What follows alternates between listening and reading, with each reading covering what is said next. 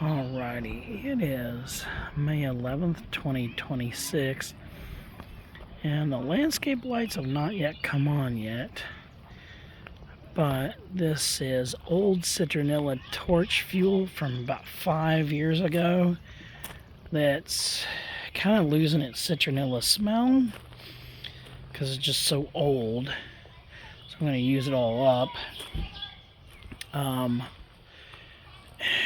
Kind of smells like kerosene or lamp oil. It barely smells like citronella anymore. It's definitely not as strong as like it normally is, but that's because the chemicals break down after a while and they just age. And plus I'm outside anyway, so I had a mosquito come up a few minutes ago. Anyway, this is the progress. And I like the look of tiki torches, so anyway, and then this is my Chinese Windmill Palm plants here. I'm probably going to replant these a little bit. I just got them in some loose dirt. So I went to Earth First here in Corden and got some topsoil. Now this is what I always thought topsoil was. It's like regular dirt, like that's underneath the grass, like right there. That's what I always thought was topsoil. But when I bought topsoil from a home improvement store or some other place, what they're selling as topsoil looks like just finely shredded mulch, and that's what they call topsoil. So the commercial topsoil, like you find at like Lowe's, Home Depot, and even local places, looks just like this. It looks like just finely shredded mulch. It looks like mulch that went through the shredder a few more times. It's just shredded wood. But then the topsoil at like a local landscape place that sells it in bulk, it looks like regular yard dirt. So it's kind of weird, but both companies call it topsoil. Well, anyway, yes, I do got these close. But I saw some videos where they show Trachycarpus Fortunei planted close together in a ring, and it was fine. They were several feet tall. I did originally want 4 across the width of this porch. It's like 10 feet width or whatever. So they're not in their final place, but I didn't want to leave them in the little pots for much longer, and this way I kind of get to see. So I'm going to extend this mound out a little bit. Now there was a lot of clay soil, dirt from the yard. You may have seen in previous pictures or videos where it went up against there, and we got 1 cubic yard of this dirt, this topsoil from Earth First today, and then put it on top of here. So 2 cubic yards would be plenty enough, and it would get it to the height that I want. Now this plastic's going to be replaced. This plastic is just really there to hold it in place. What I think I'll do is build a wall out of chicken wire. Then I'm going to spray paint like funky colors, like some kind of neon colors or like whatever. But then behind it, I'm going to have just that weed barrier. It's like this fabric that doesn't rot, and then put it on the inside of this to replace the plastic, and then on the outside I have the chicken wire. So the chicken wire is strong enough to handle the pressure. It's made out of steel, and it'll handle the pressure of the dirt pushing up against it, but dirt can go through it, right? Because it's like a 1-inch hole in between each section of chicken wire. Chicken wire is just like a little miniature version of chain link fence. But the weed barrier, you can't really see through it. You know, it won't let stuff through it other than water. so it'll hold the dirt in place, and it'll provide like a black background. So the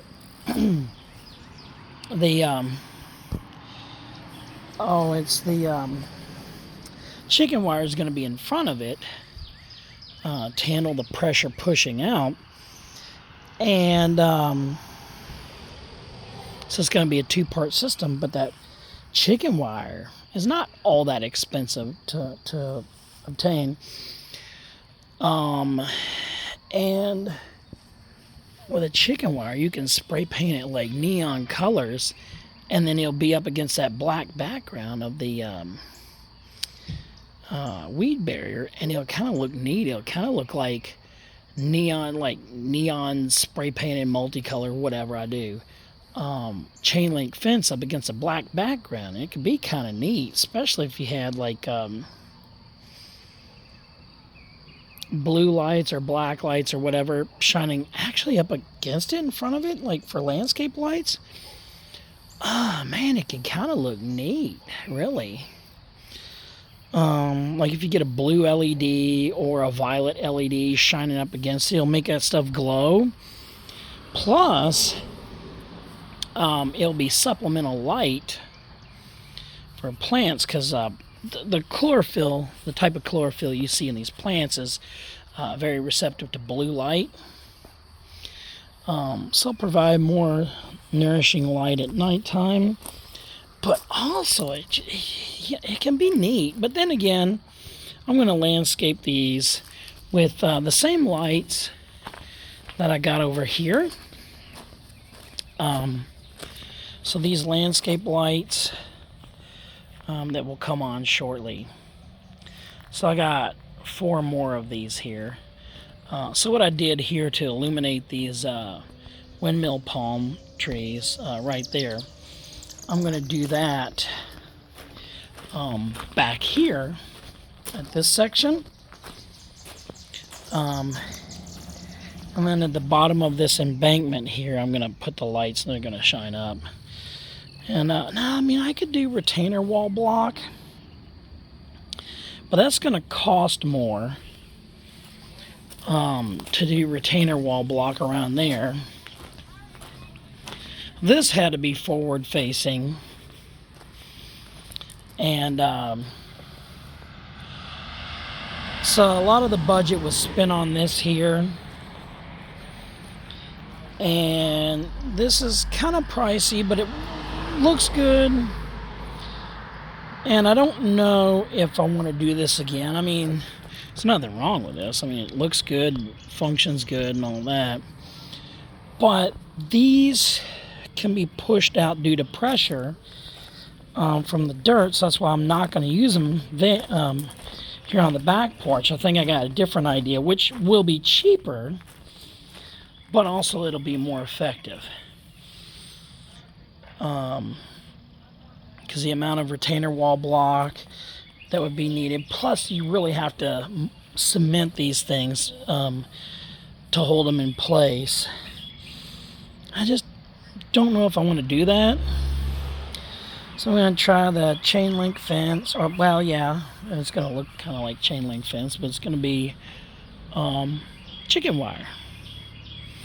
I'm thinking about running the chicken wire maybe about 1 foot or 2 high. I do want this kind of slope, so I'm going to put on some mulch. Well, I'm going to try to get a little more soil to elevate the height, and I'm going to try to mulch these things. I do want the foliage there, the trunk, to be right almost at porch level, if possible. So that way, while they're still young and they haven't really grown much yet, I can see them while sitting on the porch. And I wonder if I should get, so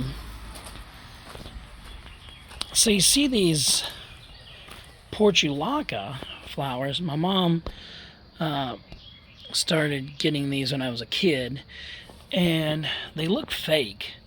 They really do. The flowers look like tissue paper.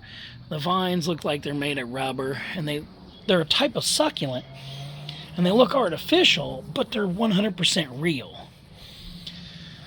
And I like them. And so I was thinking, I always like them landscaped with sand. Now, I don't know if I want to do a layer of sand on this. I don't know. A mulch, black mulch can look good. And it can work. I mean, I think it's fine. But there's squirrels back here, and they have a tendency to dig and stuff. And I wanted to get these things out of the pots because the squirrel kept digging in there, because they act like there's walnuts in there, and that's just very disappointing. Well, anyway, so this is my progress update as of May 11th, 2026 on my landscape project. The front landscape is pretty much finished. This is the back landscape. I'm thinking I would like to extend this here and then there and plant maybe another palm tree there, maybe, and plant a palm tree there. But if I don't do the palm trees, there's other things I can do. Well, you know what? If I don't do those kind of palm trees, there are other things I can do, because these palm trees are about $25 each. Now there's another type of palm tree that does not grow very tall, but it handles one zone colder than this. And I wonder if I should just use them here. That's going to take at least 2 cubic yards of dirt. That dirt, 1 cubic yard of it, which is nearly a pickup truck load of it. So the smaller pickup truck could fill it pretty much full. That is $50. It's probably going to look for $100 in dirt there, just because of the height. But I can landscape with the sable dwarf palm, which handles one zone colder than this. I think it handles down to -5 Fahrenheit. These have been known to handle temperatures as low as +5 Fahrenheit, so almost 0 Fahrenheit, but they do handle temperatures below freezing. And then the sable dwarf palm handles temperatures noticeably below freezing. And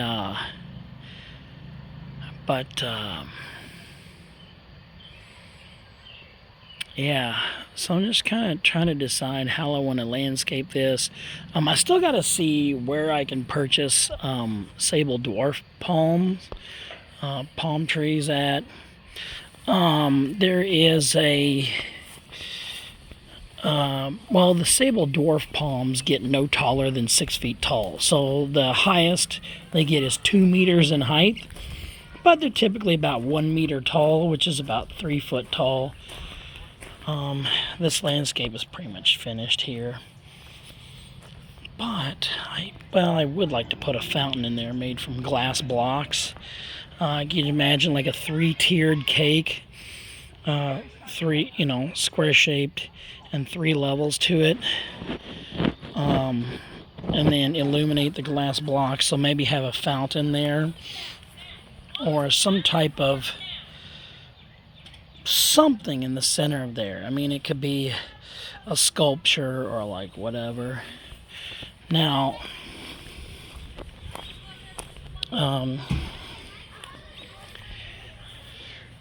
you can see some of that weed barrier. That's that black stuff there. And then you can see some of the weed barrier there. It's that black fabric looking stuff. And this feels weird to stand on. It feels like it's kind of spongy. Oh, the rock layer is too thin. You can see that black right there. There's a weed barrier. probably need another 3 bags of this gravel. And now here in front of the house, I was thinking about sable dwarf palms. Oh, there's fruit stripe. There's fruit stripe. She already tore up the curtains, that's why I got a towel there. Anyway. Hi there, fruit stripe. You're my little fruit baby. You're my fruit baby. She's got that orange fur stripe on top of her head. That's why she's called fruit stripe. Fruit stripe, just like the chewing gum. Anyway. So, what I thought about would look good there is sable dwarf palms all along there, because they don't get very tall and they'll never touch the power line. So the tallest they get is 6 foot tall, which is about 2 meters. Now keep in mind that they'll never get tall enough to touch that window frame. And yet you see the power line is above the window frame, so they grow shorter than that. The highest they'll typically grow is maybe where that horizontal line is for that window frame, so you can use them like shrubs. And trying to decide how to do this. I want that tropical look, but I live in southern Indiana, so I'm trying to get plants that will survive. Gosh, really on top of the porch there. Just imagine if that were reinforced. You can have a planter box up there, so you can have like plants up there. Wouldn't that be interesting? But these lights will come on very shortly because it's getting kind of dark.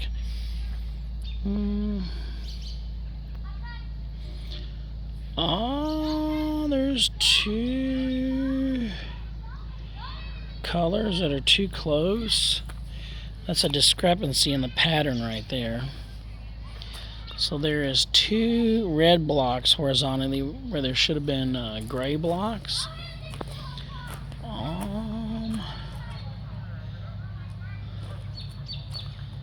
Well, why is that? Is that because... Oh, I think I see why. There's 3 gray blocks down there on the ground. So, well, so we got a good amount of blocks. We just got them in the wrong places, but oh well. Other than that, that's a good pattern.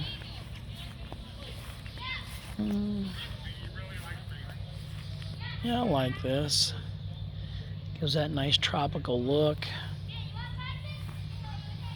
So there was, okay, how many red blocks? So it's 3 blocks down there in a row. There's 2 red blocks. So that's where the pattern got disrupted. It's not bad, and really takes some effort to notice. And I found out this dirtiness here, that cable looks all yucky. That's not algae, that's not moss, that's not mold. That is actually dust.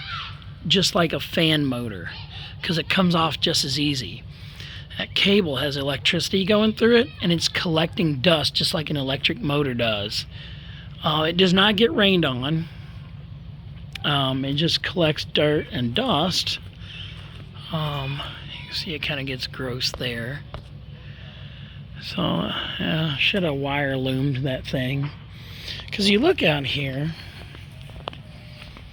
and it's exposed out here, but for some reason it collects more dirt.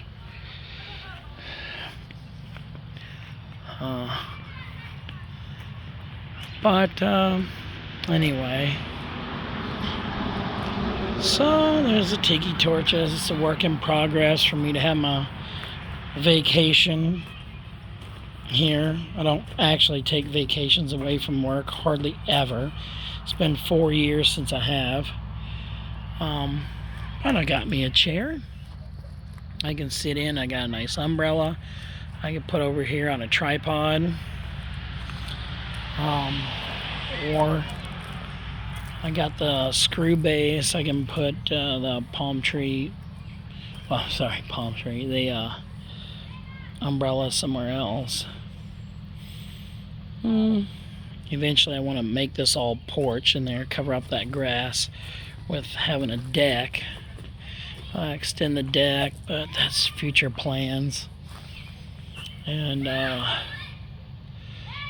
that almost looks like a swimming pool the way it's done. But from a distance, the gravel kind of looks like popcorn. I was hoping for something that kind of looked like sand. I wanted the little pebbles to be a little bit larger than sand so the wind can't blow them away. Now, that weed barrier is tight enough. Actually, really, I could have put down sand and it probably would have stayed in here. I mean, with a strong wind, you can get sand blow away a little bit, but like it won't go through the barrier kind of stuff. So it's the first time I've worked with that kind of stuff. So I guess it can work with sand. But if my cat gets outside, I've already caught fruit stripe trying to poop right here in the gravel, like digging in it and stuff, and that's just not acceptable. But underneath here, the reason why it feels so spongy to walk on is because there's the yard dirt, which is just red clay soil, then a layer of black mulch, like you would normally mulch things with, and then a layer of this. Then I got the weed barrier there, that black fabric kind of stuff. And then over top of that, I got about a 1 inch or so of this pea gravel that's pretty tiny. It's almost about the size of fish tank gravel. And I like that. And so when you walk on it, the gravel puts pressure on the mulch, which then is a flexible layer, and it flexes into the ground, so it feels like you're walking on like rubber. It's just kind of interesting.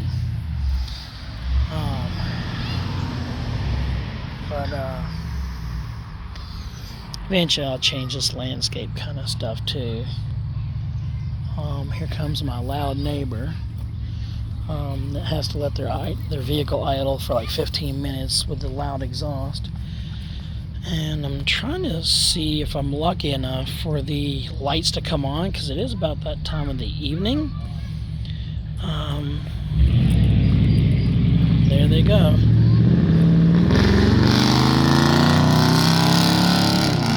That's them. Yeah, they've been doing it for months. So that's just an SUV that's been modified with a loud exhaust. Their Mustang is like that too. Yep, they just gotta do that noise pollution, apparently. And keep in mind that, like, I was told on July 2nd of 2025 that, you know, there's a noise ordinance, you're not supposed to be too loud. While I had the guitar amplifier on a 1/2 watt setting, as I was recording a video right there on my front porch to have a change of scenery for my YouTube channel. And somebody here called the police after just 20 minutes of me playing. Meanwhile, the driver of that loud vehicle gets to do what they do with impunity. Let's see if I can get this to power to block the light flow. Still too much light coming through there from the solar panel. I'm going to have to get me at least another 2 or 3 bags of rock to make sure I got a thick layer so it stays blocked. Well, it's finally getting to be dark because motion sensor come on for that. turning on the light. I was hoping I'd get to see these lights come on so you get to see it. I'm still getting like mosquitoes landing on me. And yeah, it doesn't smell very strong like citronella. It smells more like charcoal fluid. Although it is the tiki torch fuel, like the bite fighter kind of stuff, and it's just old, you know. So like the active ingredient's gone, and all you got is the original component, which is just that flammable oil. But I like these. They're putting out a little bit of heat, not a whole lot. I was worried that it was going to catch my porch on fire, but you can see like the height of my hand over the flame. It's not bad. So if it's comfortable for me to have my hand this much above the flame, then it's not going to catch fire. I mean, my hand is about a foot above that flame and it's not burning me. Therefore, it's not going to catch my porch on fire. Everybody just rip roars up through here like it's a highway. A blind curve hill, as you can see, with a hidden drive. So, notice you can't see over top of that from where I'm standing. And you can't see over top of that. Yep, people drive 50 through here, and it is posted 20 mile an hour. So it's down over the hill, it's posted 20. Just up over that hill, it's posted 20 mile an hour. So this is the kind of stuff, and this is why I lost 2 kittens on this road in a 5-month period. And I found out both of them died during the full moon, which is strange. Only on the full moon of November 5th and then April 4th. Anyway, I'm going to go back inside because I'm getting kind of cold, and hopefully you've enjoyed this. And I was hoping that I can get these lights on during this video because it's almost a half an hour since I started this.